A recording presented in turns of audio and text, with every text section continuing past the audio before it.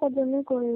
সংসারের ভিতরে একটু সমস্যা আছে, বাবা নাই, মা আছে, বোন আছে। এই সংসার, নিজেদের বাড়ি নেই, ভাড়া থাকতে হয়, সংসারে অনেক খরচ, ছেলে কাজ একটু জোরে করে, বলবেন, হ্যাঁ, সংসার একটু জোরে চালানো বলবেন, যায় না। হ্যাঁ, একটু জোরে বলেন।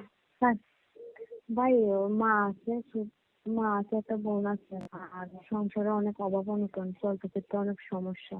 এই জন্যই করি, টাকার জন্যই করি, সব করি না। এখন মেশিনও কাজ করতেও এখন সমস্যা, আর আচ্ছা, আম্মা অসুস্থ। আমি তো ওর মাঝে যদি ভালো কোনো মানুষ পাই বিবাহ শাদী করার জন্য, যে সে যদি আমার পাশে দাঁড়ায়, আমার দায়িত্ব নেয়, তাহলে ভালো হলে বিবাহ শাদী করবো, এই আর কি। আচ্ছা, আচ্ছা, পড়াশোনা কতদূর করছেন? পড়াশোনা 7 পর্যন্ত করছিলাম, পরবর্তীতে আর্থিক সমস্যার কারণে আর করতে পারিনি। আচ্ছা, এখন কি পড়ার ইচ্ছা আছে নাকি বিয়ে শাদী করবেন? বিয়ে শাদীর জন্য আসছি ভাই, গরিব ঘরের মেয়ে, এত পড়ালেখা করে কি হবে? যদি একটা ভালো জীবন সঙ্গী পাই, আমরা আম্মা অসুস্থ, বাবা নাই, ভাড়া বাসায় থাকে, চলতে ফিরতে